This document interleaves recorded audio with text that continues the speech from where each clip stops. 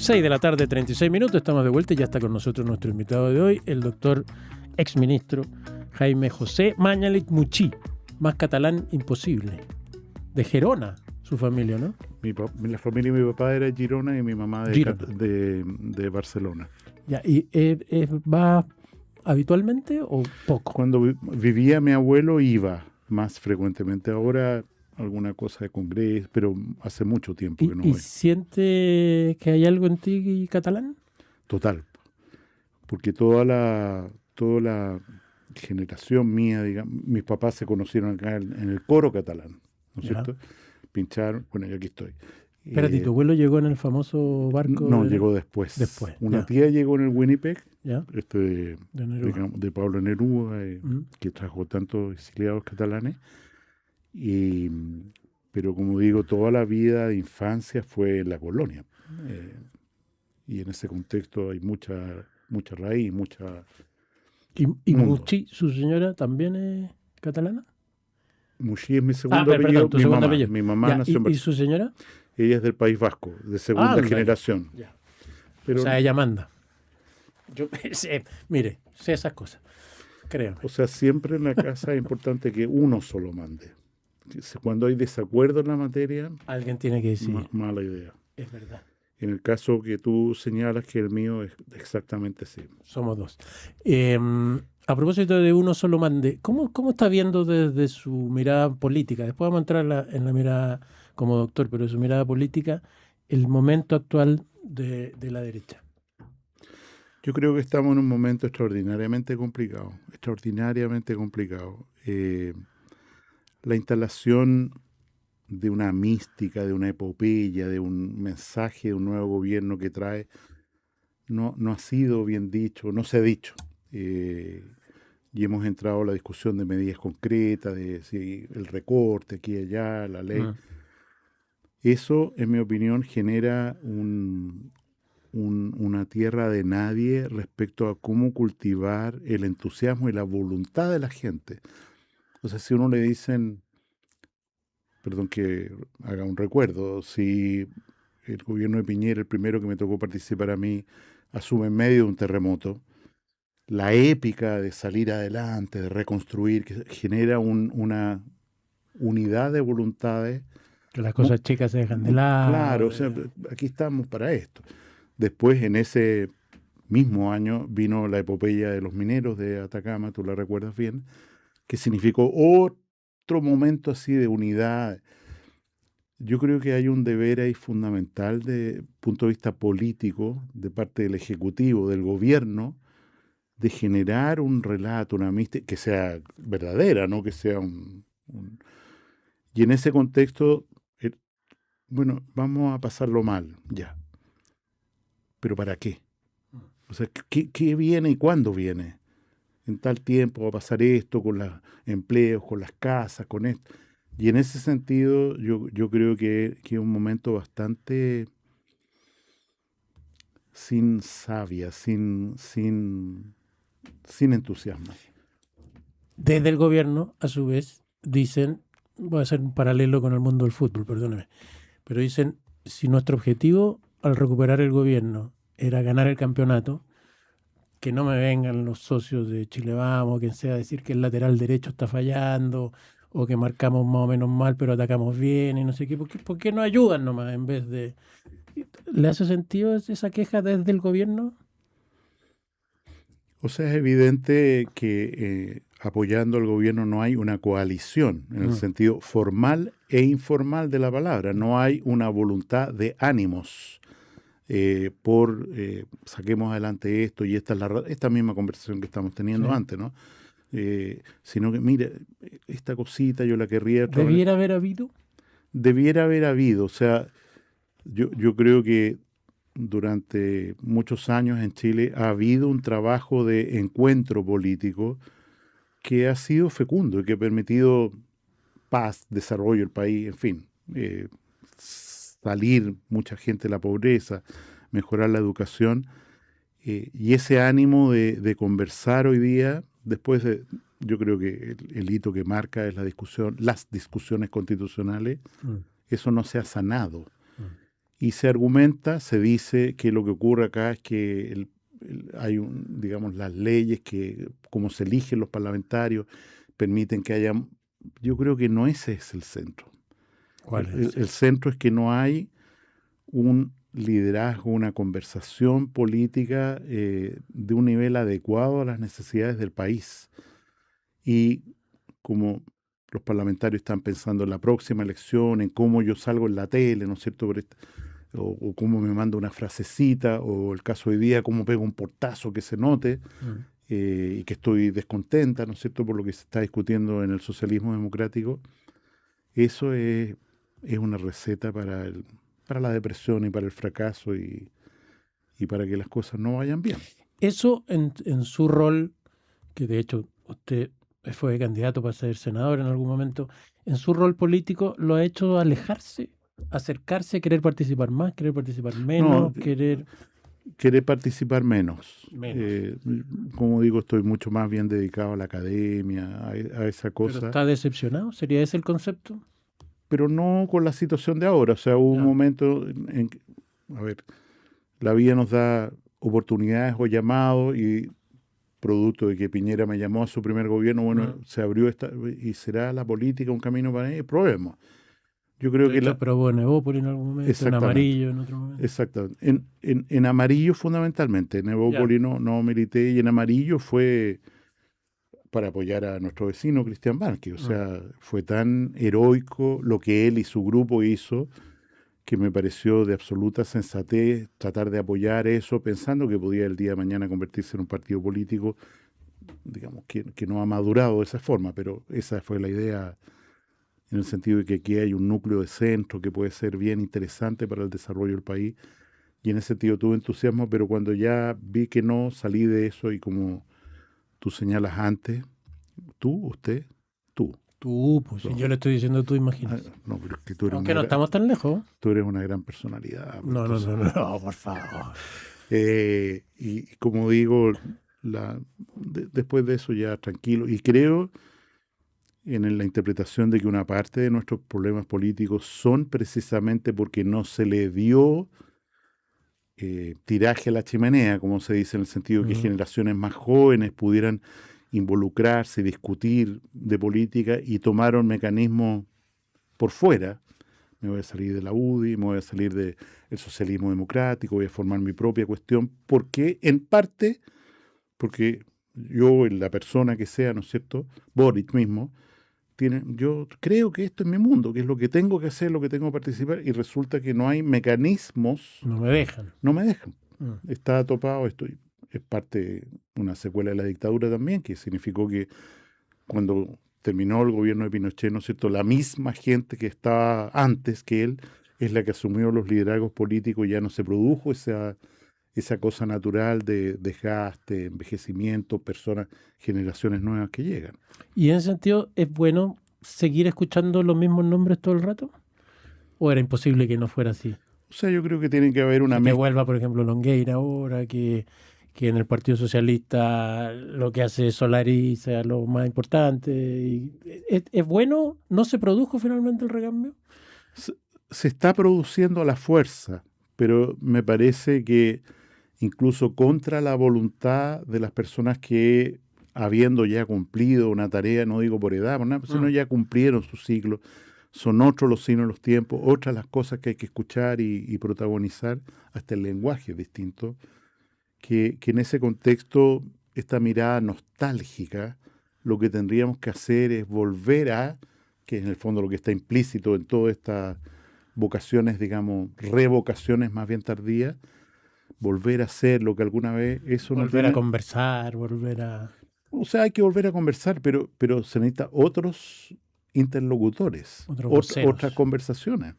Es verdad. Ya, metámonos un poquito a su mundo actual, digamos, que tiene que ver más con la medicina. Hoy día salió un proyecto, no sé si lo vio, del MinSal, para robustecer uno de los grandes problemas que ha tenido la salud chilena, que son los planes oncológicos y las listas de espera.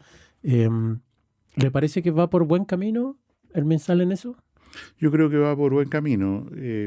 Para refrasear aquí, lo que ocurrió es que hemos tenido siempre un sufrimiento por la gente que, sobre todo en el sistema público de salud, no accede a tiempo a un tratamiento, lo que tiene consecuencias para su pronóstico. Donde esto es extraordinariamente dramático es en cáncer. O sea, el auge, la mayoría de las enfermedades de cáncer están incluidas en el auge y expertos nacional e internacional han definido, mira, cuando a alguien se le encuentra esto, lo que hay que hacer antes de, porque si no el pronóstico se ensombrece. La persona ya no es susceptible de ser tratada con una cirugía, sino que tiene que ir a una quimioterapia, radioterapia, y en fin, su pronóstico a los 5 años va a ser mucho peor. Y en ese sentido yo creo que esta idea de crear un plan de urgencia oncológico para quienes están en espera, 30.000 personas por algún gesto, alguna diligencia, alguna cirugía, alguna toma de una biopsia vinculada a cáncer, fue algo muy astuto, fue propuesto, quiero recordar, por la candidata Evelyn Matei, fue tomado por el presidente Kast en su programa, y lo que ha ocurrido es que con un esfuerzo relativamente modesto, no quiero minimizar nada, pero modesto en relación al desafío, se ha podido contactar, porque se les ha llamado, no se ha esperado que alguien venga a reclamar, sino, oye, ¿usted en qué está? Vamos, lo vamos. Se ha logrado contactar prácticamente al 100% de las personas que estaban esperando algo, el siguiente algo, porque esto es un proceso que tiene muchos eventos, ¿no es cierto? Puede ser una cirugía, después una radioterapia, lo que fuera. Entonces, a todos nos tocó vivirlo en algún momento. Yo lo quiero poner solo como ejemplo una persona que trabajaba en mi casa que le dio un cáncer lamentablemente y cuando la llamaron hubo que contestar, bueno, ya no se saca nada porque lo enterramos hace 2 meses. En esa lógica del contacto, no sé qué, uno piensa en estos momentos que la gran discusión de la ciencia tiene que ver con la inteligencia artificial, no sé qué, me imagino que algo de eso ayudará también, ¿no? O sea, en particular, en lo que estamos hablando, la inteligencia artificial ayudó mucho. O sea, estas son las bases de datos, los teléfonos son, no son, ubíqueme los teléfonos que son. Y hubo una proactividad del ministerio usando instrumentos de inteligencia artificial para lograr estos contactos, ¿no es cierto? Y traer a la gente a la etapa que les correspondía, que prácticamente la inmensa mayoría, 90% o algo así, ya han solucionado lo que tenían que hacer. Lo que tenían que hacer podría haber sido una cosa pequeña, como la primera consulta con el cirujano de algo, o haberse hecho una biopsia de la piel, o la gran cirugía, o la quimioterapia. O sea, no se ha explicitado todavía qué cosas son las que se han hecho. Y ahí viene el gran desafío, porque si esto es que la persona pasó, voy a reiterar, de la consulta con el cirujano a esperar a ver cuándo le hacen la cirugía, no logramos nada. Tiene que seguir esta alerta y así pero lo he hecho. Es un buen comienzo. Es un buen comienzo. Desde su mirada. Esperanzador. Ya, ahora vuelvo a la política. Vamos a estar pasando así por un lado y por el otro. La acusación constitucional que a usted le costó vivirla, digamos. La última, ¿qué le pareció? ¿Qué le parece en general lo que ha pasado durante todo este tiempo? Desde que a usted le hicieron la acusación constitucional hasta ahora. Bueno, desde antes tengo claro que la Cámara de Diputados, teniendo atribuciones para hacerlo, y lo digo en un lenguaje mío, ha abusado extraordinariamente con fines de aparecer en la televisión, de liderazgo, conquistar un voto, hacer un punto, sin analizar seriamente cuál es el mérito, o sea, cuál es la responsabilidad que ese ministro o ministra que vamos a acusar tiene en lo que se está discutiendo desde el punto de vista de lo que señala la Constitución, ¿no es cierto? Porque no estamos hablando de delitos, de crimen, no estamos hablando de problemas administrativos que corresponden, como se sabe, a la Contraloría, vigilarlos o denunciarlos, sino que las responsabilidades políticas que tienen que ver con el mandato de la Constitución vigente. Y en ese sentido, yo creo que se ha hecho un abuso muy nocivo de este instrumento. La mayoría de estas acusaciones no progresan, como fue el caso mío, se rechazan en primera instancia, no pasan ni siquiera a la Cámara de Diputados. Y en ese contexto yo creo que los parlamentarios tienen que hacer un mea culpa y dejar, y en ese sentido, habiendo dicho públicamente que estaba completamente en desacuerdo con la acusación contra el exministro Grau, lo mismo digo respecto a la ex ministra de Seguridad, ¿no es cierto? Steiner, porque, bueno, a lo mejor se equivocó, pero eso no es un tema de la sede del Parlamento. ¿Y no hay un error de estructura en eso, en el sentido de que para el que quiere separar agua le sirve? Y le sirve mucho. A ver. Por ejemplo, si Nacional Libertario quería separar aguas de Chile Vamos y tratarlo de derechita cobarde, era una buena herramienta. Si el Partido Comunista o el Frente Amplio quiere separar aguas del Partido Socialista, va a ser bueno acusar a Steiner. Como que quedó plantado como una herramienta útil para eso. Yo creo que quedó plantado, pero el evento Grau es un evento bastante duro, en el sentido de que podemos hacer, pero cuando el Senado rechaza de la manera en que rechazó la acusación contra el exministro Grau, o sea, hacer la parada y producir conflicto por producir conflicto.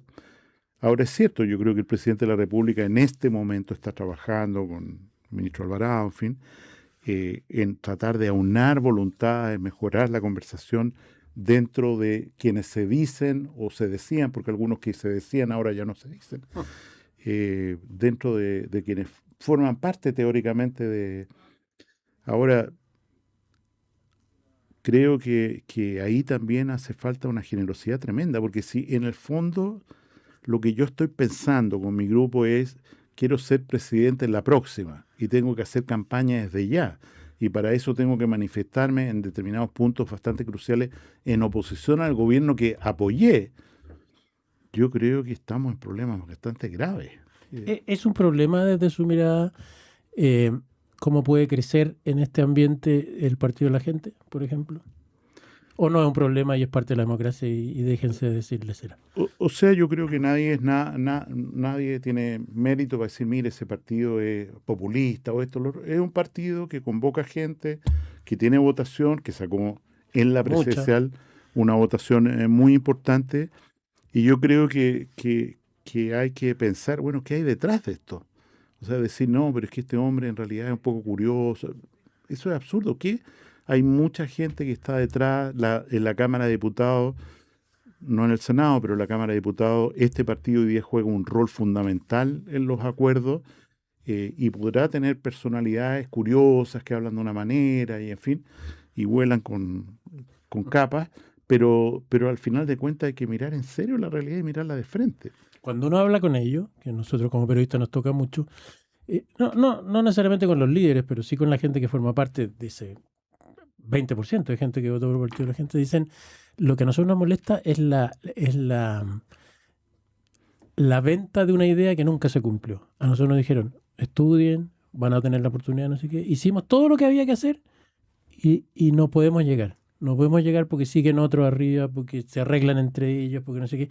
¿Tiene algo de sentido esa queja? Bueno, yo comenté en una columna de The Clinic precisamente, en un homenaje al doctor Monkeberg, cuando él le preguntaron por su opinión respecto al estallido social. Estamos hablando del año 21 de haber sido, que contestó a Jimena Torres Cautivo y él dice, yo tengo responsabilidad en el estallido. Y le pregunto, ¿y por qué tiene usted responsabilidad?